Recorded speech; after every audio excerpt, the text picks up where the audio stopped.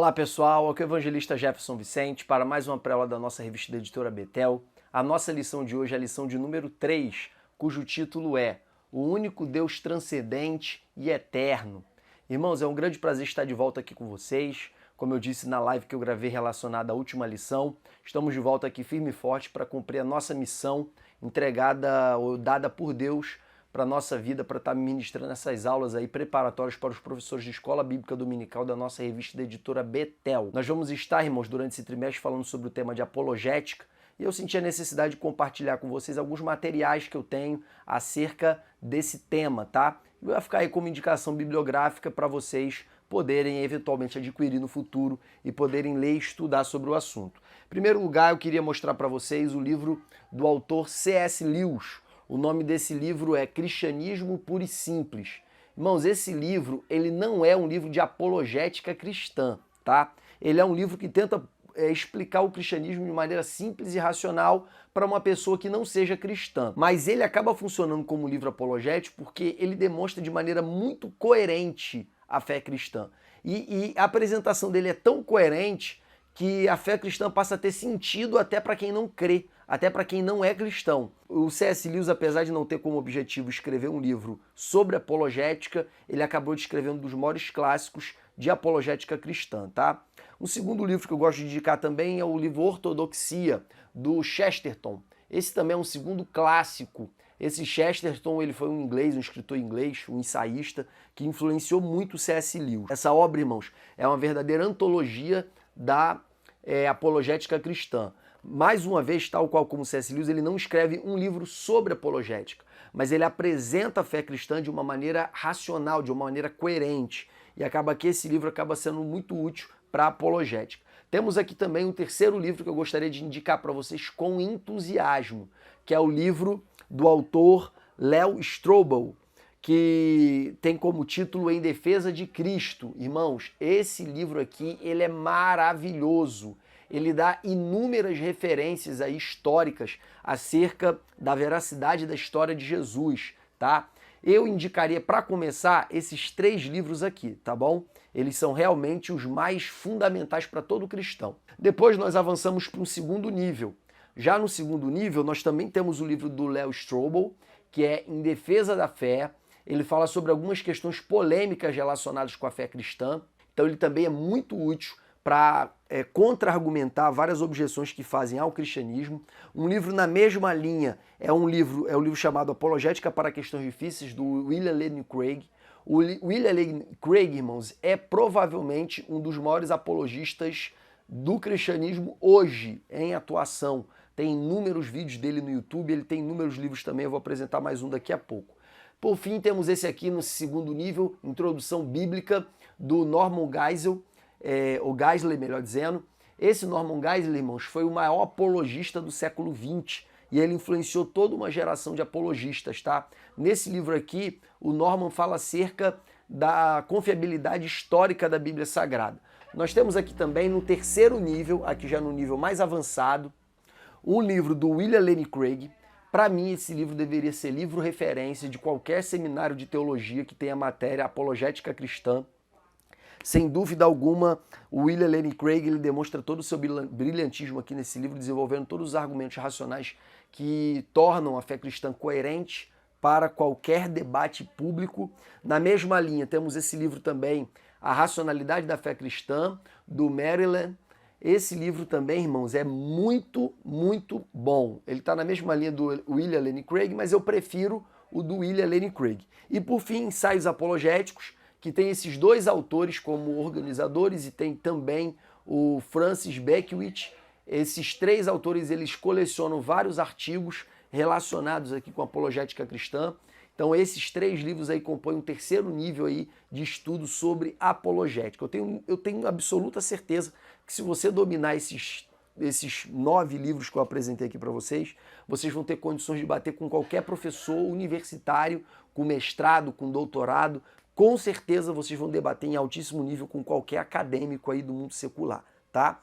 Então, eu recomendo aí que, ainda que você não queira se aprofundar demais, que que você pelo menos adquira esses 3 livros. Eles não são úteis apenas para a apologética, eles são úteis para a vida cristã. Esses 2 aqui são 2 clássicos absolutos, tá? Eu acredito que nenhum cristão poderia passar dessa vida sem ter lido um desses 2 livros aqui, a Ortodoxia e o Cristianismo Puro e Simples. Do Léo Strobel, eu também recomendo para todo cristão, isso é independentemente se você quer se aprofundar no tema da apologética ou não. Explicado aqui acerca dessa bibliografia básica que eu estou apresentando aqui para vocês, vamos entrar na nossa lição de hoje, que tem como objetivo exclusivamente apresentar o argumento cosmológico sobre a existência de Deus.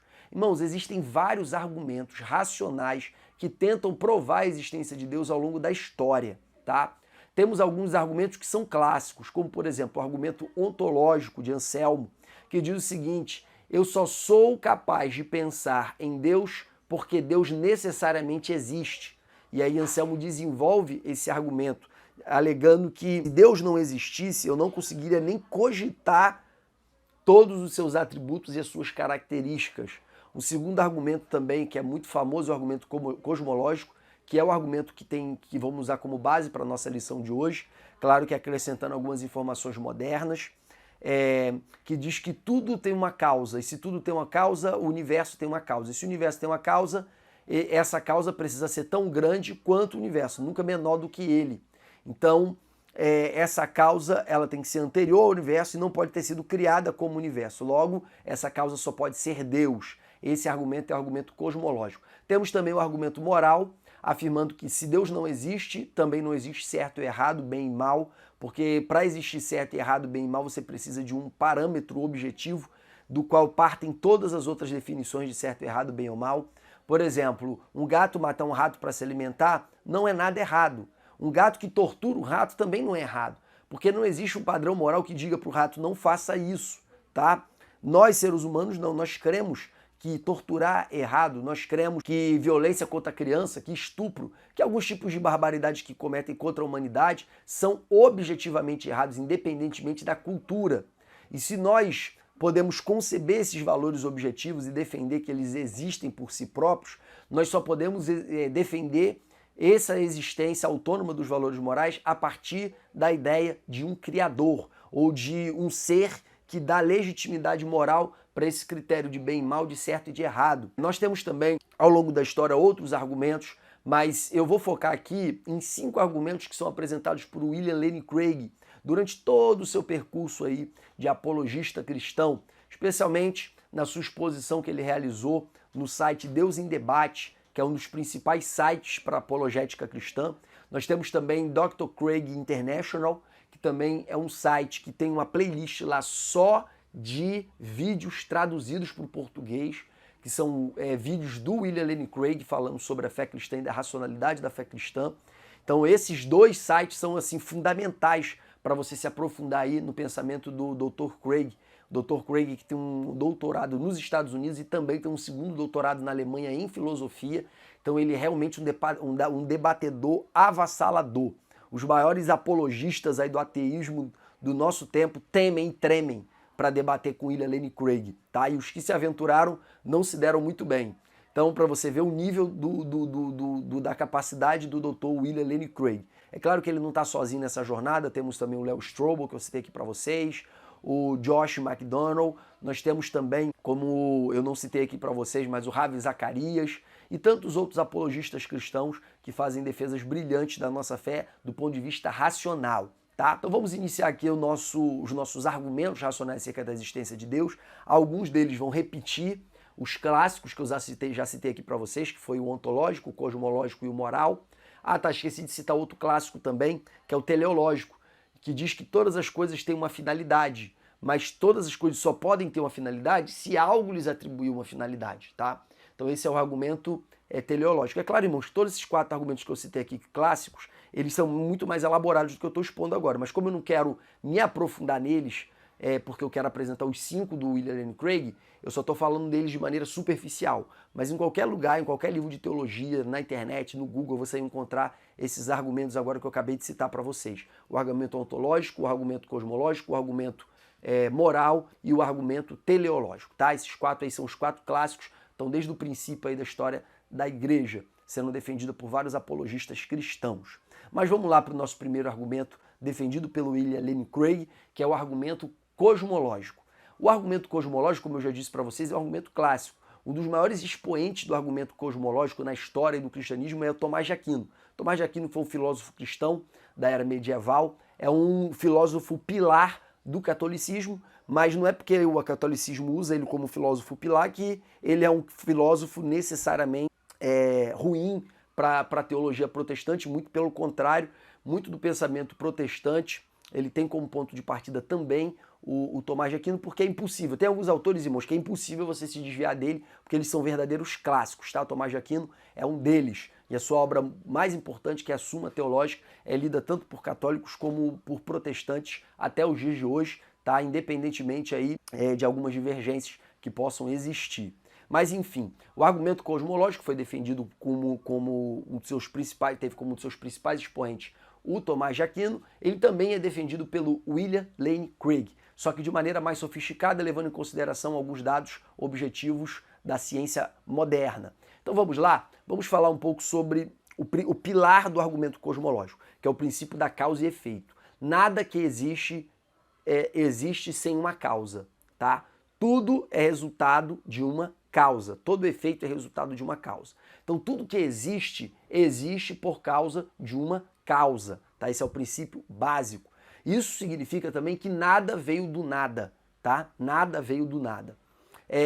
Essa é a base histórica do argumento. Só que esse argumento vai se aprofundar ainda mais um pouco depois de Einstein. Einstein com a sua teoria geral da relatividade, que tem aquela formulazinha clássica E é igual a mc ao quadrado, é uma fórmula clássica para quem estuda física na escola. Essa fórmula de Einstein, ela foi utilizada por alguns astrofísicos depois dele para dizer que o universo ele está em expansão. Outra lei também muito importante que mostra essa expansão do universo é a lei da termodinâmica, que diz que o universo ele está perdendo a sua força paulatinamente, tá? Até que um dia a energia do universo vai acabar.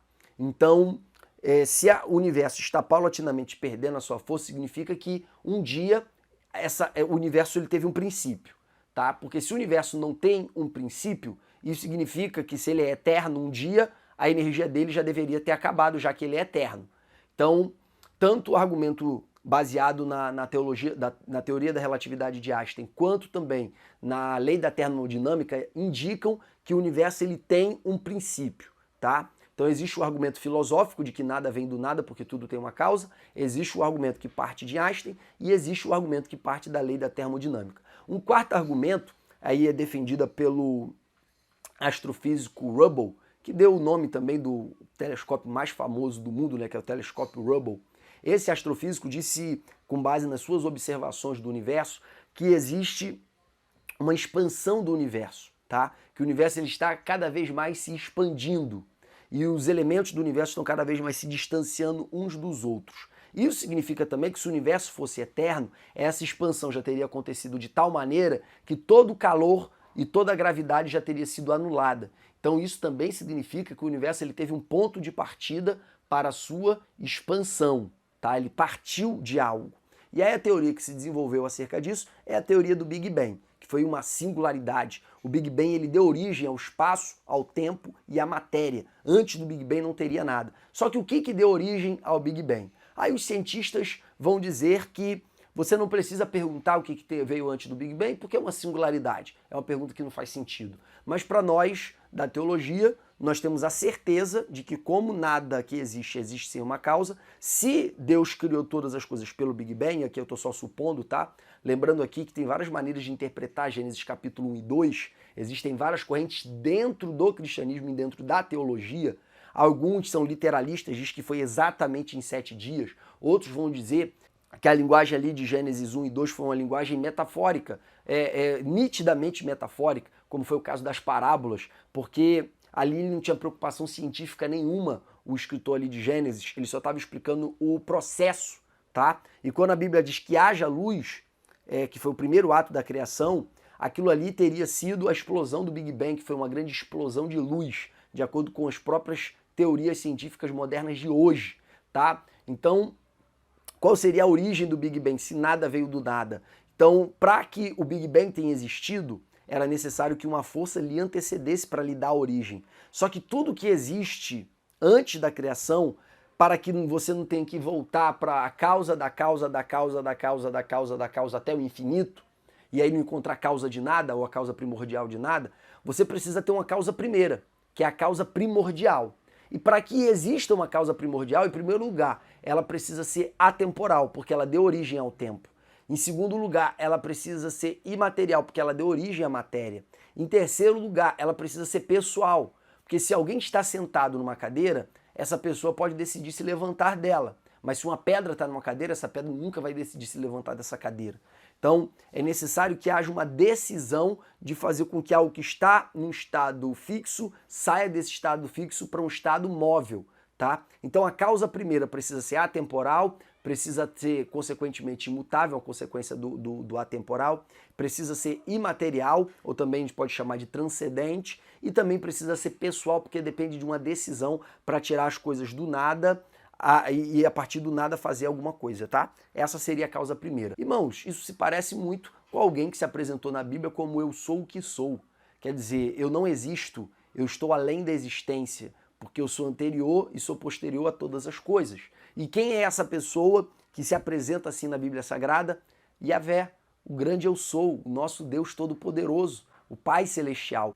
Então esse é o nosso primeiro argumento, o argumento cosmológico, também chamado aí pelo William Lane Craig do argumento Kalam, que é uma face do argumento cosmológico do ponto de vista histórico, tá? Que o argumento cosmológico ele teve vários desdobramentos no decorrer da história. O segundo argumento muito importante para a defesa da fé cristã de maneira racional é o argumento da sintonia fina. Irmãos, mesmo considerando que o Big Bang deu origem a todas as coisas, o Big Bang ele precisou de pelo menos 5 constantes, que não precisavam de razão nenhuma para existirem, que existiram e por causa delas todas as coisas surgiram, tá? Então, mesmo do ponto de vista científico, você precisa de elementos que não têm uma razão para ser como são. E esses elementos que são como são, independentemente de ter uma razão para isso, eles são a causa de tudo existir. Por exemplo, no cálculo da gravidade existe uma constante, que é a constante da gravidade. Se esse número fosse 1 vezes 10 à potência 20, diferente, se ele fosse minimamente diferente, todas as coisas se autodestruiriam. Ou porque os elementos, os planetas, as estrelas e tudo que existe no universo se expandiria demais e se desconectaria entre si, ou porque a gravidade impediria a expansão do universo e tudo seria basicamente uma grande explosão que desintegraria tudo.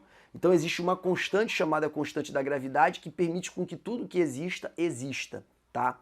Existem também inúmeras outras constantes para que o universo exista, e a ciência compilou pelo menos 5. Só que essas 5 coisas são para que o universo exista.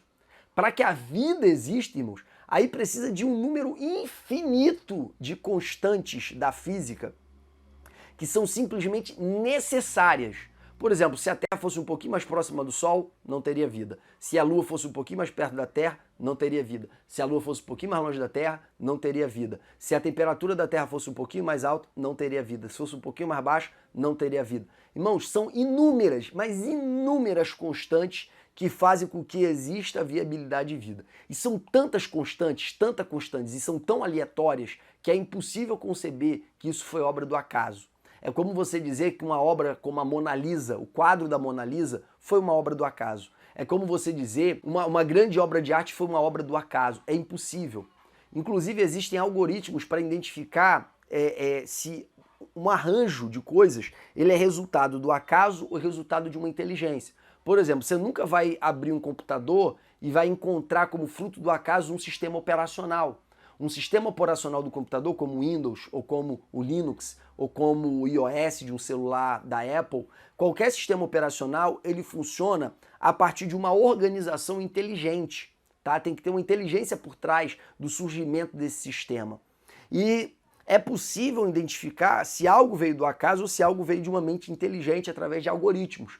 E aí surge dentro da teologia naturalista hoje um grupo muito forte, que é o grupo que defende a existência de Deus a partir da teoria do design inteligente, que é a ideia de que só existe vida e o universo só existe porque existir uma mente inteligente por trás de todas as coisas, tá? Porque todas as constantes que viabilizam a existência, elas não podem ter sido obra do acaso, é impossível. E aí existe o depoimento de inúmeros, mas inúmeros astrofísicos de altíssimo gabarito dizendo a mesma coisa, que parece que uma mente inteligente manipulou o universo para que ele existisse.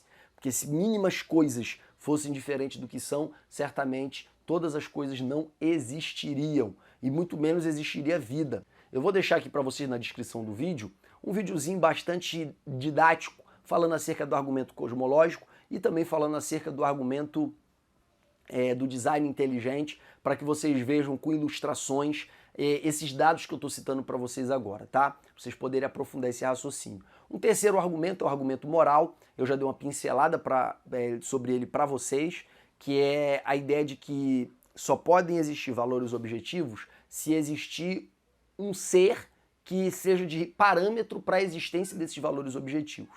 Vamos dar um exemplo? No vídeo que eu vou colocar aqui para a descrição do vídeo para vocês, que eu também vou colocar um vídeo sobre o argumento moral, aparece a imagem de um homem tirando um gatinho de uma árvore, que está chorando numa árvore. E aí atrás desse homem vem escrito a palavra ateu. E aí a questão é, pessoas que não acreditam em Deus podem fazer coisas boas? Podem praticar bondade? É óbvio que sim. Isso é inegável, tá? Isso é inegável. É claro que uma pessoa que não crê em Deus pode, que não acredita em Deus pode fazer um ato bom. Só que a questão não é exatamente essa. Uma pessoa que não acredita em Deus pode fazer algo bom. A questão fundamental é que se Deus não existe, pode existir a bondade ou algo bom, ou algo que pode ser definido como bom. Se não existe um padrão moral com o qual eu possa comparar aquele comportamento, ele pode ser chamado de um comportamento bom. Exemplo, vamos voltar para o rapaz ateu tirando o gatinho da árvore. Se esse rapaz tira esse gatinho da árvore, quem é que pode dizer que isso é um ato bom ou não? Se não existe um padrão absoluto. Quem é que pode afirmar isso? É possível dizer que aquele ato foi um ato de crueldade ou de bondade? No reino animal, por exemplo, os animais eles vivem por instinto. Então, um leão ele sufoca a sua presa até matá-la, tá? E para devorá-la depois, e muito embora aquilo provoque imensa dor. Você não pode dizer que o ato do leão é um ato imoral, mas se um ser humano, com as suas mandíbulas, matar alguém sufocado, agarrando na sua garganta, você vai dizer que isso é um ato de extrema crueldade. Mas por quê? Porque nós, seres humanos, acreditamos que existe um padrão moral absoluto. Só que, como disse Dostoiévski, sem Deus tudo é possível. Porque sem Deus é impossível estabelecer um padrão moral absoluto. Ou como Nietzsche propôs, se Deus está morto, tudo é válido. Nada é essencialmente mal e nada é essencialmente bom. Por isso que um dos temas de um dos livros de Nietzsche é para além do bem e do mal. Então, irmãos, Deus ele é necessário para a existência de um padrão moral objetivo. E se nós acreditamos que existe um padrão moral objetivo, automaticamente nós precisamos dizer que Deus existe. Outro argumento extremamente importante para nós defendermos a existência de Deus é o argumento da ressurreição de Cristo. Porque se Cristo ressuscitou, efetivamente os milagres existem e também Deus existe. Mas como é que nós podemos provar que Jesus existiu se nós estamos falando de uma perspectiva racional? Ou seja, nossos argumentos têm que servir para os que creem e têm que servir também para os que não creem. Então, como provar que Deus existe para alguém que não crer? Ou como provar que Jesus ressuscitou para alguém que não crer? Porque se uma pessoa não crer, ela automaticamente não crerá na Bíblia. Se ela não crê, como nós cristãos cremos que a Bíblia é a palavra de Deus, por que ela vai acreditar na Bíblia ou vai dar credibilidade para ela? Em primeiro lugar, porque o cristianismo ele não está só dentro da Bíblia. O cristianismo ele cresceu mesmo sem Bíblia. No primeiro século, irmãos, ninguém tinha Bíblia, tá? No primeiro século ninguém tinha Bíblia. Você só vai ver relatos de textos do Novo Testamento a partir do segundo século. Porque no primeiro século você tinha as testemunhas oculares de Jesus. E essas testemunhas oculares, de acordo com o relato de Paulo, elas foram de aproximadamente 500 pessoas. Ou seja, Jesus apareceu para os seus amigos íntimos, Jesus apareceu para pessoas que lhe conheciam e Jesus apareceu inclusive para os seus inimigos. Paulo era um perseguidor da igreja. Paulo não era alguém que poderia ser afetado por uma histeria coletiva, por uma psicose coletiva. Paulo não é alguém que estava debaixo daquela influência. Paulo era um homem extremamente inteligente, Paulo era um homem extremamente lúcido, e mesmo assim Paulo recebeu a visão de Jesus encarnado. E ele não parou só naquela visão não. Quando nós vamos para 2 Coríntios capítulo 13, a Bíblia diz que ele viu coisas inefáveis, que ao homem não é lícito falar. Então, um homem inteligentíssimo, racional, inteligente, capaz, inimigo dos cristãos, inimigo de Cristo, ele também viu Cristo ressurreto, aparecendo em carne e osso perante ele, tá? E não somente Paulo, mas também para aproximadamente 500 pessoas. Então, esse é um primeiro argumento, o argumento dos testemunhos oculares. Segundo argumento, que na verdade é um argumento para suprir a objeção ao primeiro argumento. As pessoas podem dizer também que, na verdade, esses 500 pessoas não viram Jesus de maneira real. Na verdade, elas tiveram uma experiência mística que elas atribuíram a Jesus. E como eles tinham aquele banquete, que era o corpo e o sangue, que está isso nas origens do cristianismo, a ideia que eles tinham é que Jesus estava presente ali também. Então eles sentiam a presença de Jesus naquela celebração coletiva emocional tão forte que eles passaram a acreditar que Jesus estava no meio deles. E isso deu a sensação para as gerações futuras de que Jesus tinha ressuscitado. Esse é o argumento da teologia liberal. O exemplo que eles mais gostam de utilizar para isso é o exemplo dos discípulos caminhando no caminho de Emaús e conversando entre si com um estrangeiro, e depois, quando seus olhos se abriram, esse estrangeiro desaparece e eles se dão conta ou interpretam que aquele homem era Jesus. Eles se apropriam desse exemplo lá de Lucas, do final do livro de Lucas, para dizer que essa foi a experiência da ressurreição, uma experiência não real, não efetiva. Só que em alguns evangelhos você vai ver Jesus falando para Tomé, toca nas minhas chagas, toca na minha costela, toque em mim e veja, tá? Então, de fato, os discípulos no caminho de Emaús dão margem para essa interpretação existencialista da ressurreição, mas os textos bíblicos que falam sobre Tomé, não. Outro exemplo também, Jesus come com os discípulos, então aquilo não pode ser uma experiência existencial. Um outro termo, um outro assunto que também é primordial para afastar essa interpretação existencialista ou psicológica da ressurreição de Jesus, que é o fato da tumba estar vazia. Irmãos, o fato da tumba estar vazia é a prova cabal de que aquilo ali não foi uma experiência meramente subjetiva. E mais, o lenço do seu rosto estava dobrado e os lençóis do seu corpo estavam no chão. Quer dizer, quem vai roubar um corpo, não rouba um corpo e dobra os lençóis e tira o pano. Se alguém roubou na madrugada, ainda mais que era um corpo que tinha guardas, quem roubou esse corpo levaria o corpo do jeito que o corpo estava. Mas o lenço estava dobrado e os tecidos do seu corpo, as suas ataduras, estavam no chão. Então o túmulo vazio é uma evidência histórica de que a experiência da ressurreição não foi uma experiência meramente existencial, mas foi uma experiência real. Um contra-argumento que parece ser muito forte contra a ideia da ressurreição de Jesus é a ideia também de que seus primeiros discípulos que dizem ter visto ele ressurreto mentiram. Só que qual é o problema desse contra-argumento? É que esses discípulos estavam dispostos a morrer em nome daquilo que eles testemunhavam. E todo mundo sabe que uma pessoa ela pode levar uma mentira até quase as últimas consequências, mas ela nunca vai sustentar essa mentira diante da tortura, diante da morte de pessoas que ele ama, diante de pessoas, do sofrimento de pessoas queridas.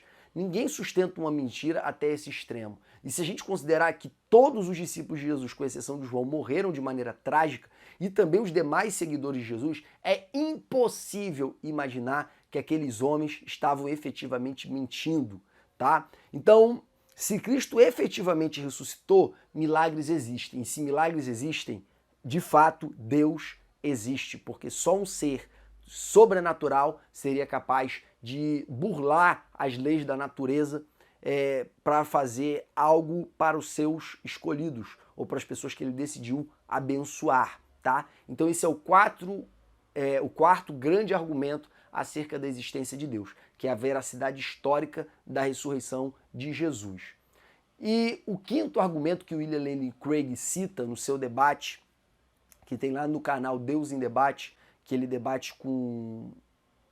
Eu esqueci o nome do autor que ele debate, mas eu vou colocar para vocês aqui embaixo na descrição do vídeo esse debate. O quinto argumento que William Lane Craig cita é o argumento da experiência pessoal.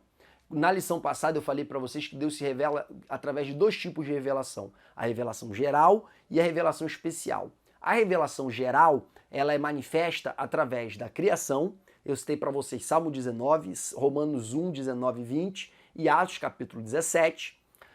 Deus se revela também através da consciência e da moral. Essa é a segunda forma geral de Deus se revelar. E eu falei para vocês na lição passada, na live, que eu aprofundaria esse assunto na lição de hoje, e efetivamente o fiz, que foi através do argumento moral para a existência de Deus. E, em terceiro lugar, Deus se revela de modo geral na história, tá? E também tem a forma especial de Deus se revelar, porque a revelação de Deus de forma geral, ela não é suficiente para que nós possamos conhecê-lo efetivamente. Ela só é suficiente para nós inferirmos a sua existência, mas não suficiente para nós sabermos que, de fato, ele é uma pessoa, que ele ama e que ele é bom e que ele é justo. Então, os aspectos, os atributos de Deus não poderiam ser revelados senão através da revelação, tá? Então, não podem ser inferidos, somente revelados. E essa revelação especial, ela se dá através, em primeiro lugar, das Escrituras, mas ela também se dá através dos milagres, através das profecias, principalmente a revelação máxima de Deus é através de Jesus e, por fim, através da experiência pessoal. Eu citei para vocês na lição passada 3 profecias que se cumpriram na minha vida, que era impossível do ponto de vista racional você não entender que aquilo ali foi sobrenatural. É impossível. Todas as pessoas que eu conheço que se diziam ateias, quando eu conto essas experiências, eles dizem para mim que não tem explicação efetivamente porque eu vivi e que, mesmo assim, eles achavam que lá no futuro alguém conseguiria explicar, porque de fato, de acordo com o pensamento racional de hoje, é impossível explicar essas experiências que eu tive, como eu citei na lição anterior. E o William Lane Craig, o quinto argumento dele é o seguinte: se eu tenho várias experiências com Deus, por que eu substituiria essas minhas experiências e deixaria de crer em Deus, principalmente abandonaria uma fé que eu desenvolvi a partir dessas experiências, em nome de uma racionalidade que não consegue combater nenhum dos 4 argumentos citados anteriormente. Então, se ninguém consegue provar racionalmente que esses 4 argumentos anteriores são falsos, por que eu abdicaria da minha fé baseada nas minhas experiências pessoais com Deus em nome de uma racionalidade que não consegue provar racionalmente que Deus não existe? Outro fato importante também, irmãos, é que existe um argumento de que Deus não pode ser provado cientificamente, porque a ciência ela depende de provas, a ciência ela depende de evidências empíricas, tá?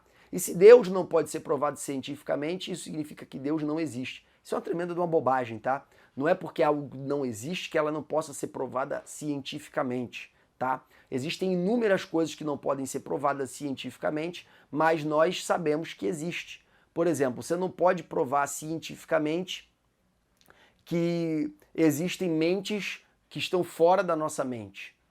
Isso é uma verdade metafísica, que é um pressuposto para todo o nosso conhecimento.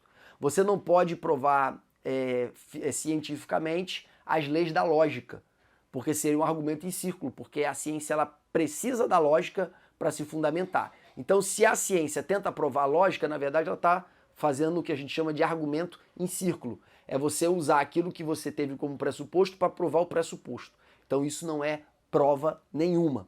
Então a ciência, William Lane Craig, ele cita pelo menos 5 coisas racionais que nós acreditamos pela razão que não podem ser provadas cientificamente. Outra coisa, não é porque algo não pode ser provado cientificamente que algo não exista, tá? Por exemplo, já entre os astrólogos do passado existiam aqueles que sugeriam que a Terra fosse redonda. Já existiam homens que faziam defesa da Terra redonda. Porém, não existia nenhuma prova científica de que a Terra era redonda. E nem pelo fato de, naquele tempo, não ter como provar que a Terra era redonda, que a Terra efetivamente não fosse redonda, tá? Então, milênios depois, nós, já na Idade Moderna, desenvolvemos provas cabais aí da existência ou da esfericidade do planeta Terra, tá? E essa esfericidade do planeta Terra, ela é efetivamente provada pela ciência, em que pese algumas pessoas digam o contrário, tá bom? Então eu não sou um adepto da teoria da Terra plana, tá? Não sou um adepto disso. Mas enfim, voltando aqui para nossas questões primordiais.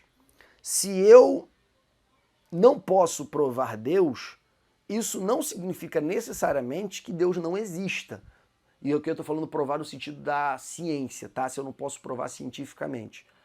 E, do ponto de vista racional, esses 4 argumentos citados aqui, até hoje, eles não foram derrubados. E se eles não foram derrubados, por que eu vou abrir mão das minhas experiências pessoais com Deus em nome de uma racionalidade que não consegue comprovar, ou que não consegue desconstruir racionalmente esses 4 argumentos? Então, irmãos, efetivamente é possível, através da lógica e da razão, concluir que é muito provável que Deus exista. E através da nossa experiência pessoal, é possível ter certeza que ele exista, tá? Então, dito isso, eu encerro aqui os 5 argumentos racionais acerca da existência de Deus e quero adiantá-los que a nossa lição ela ficou apenas com o argumento cosmológico, que foi o primeiro argumento, tá? Eu achei que isso poderia ter sido desenvolvido de maneira a acrescentar outros argumentos por causa do espaço da revista.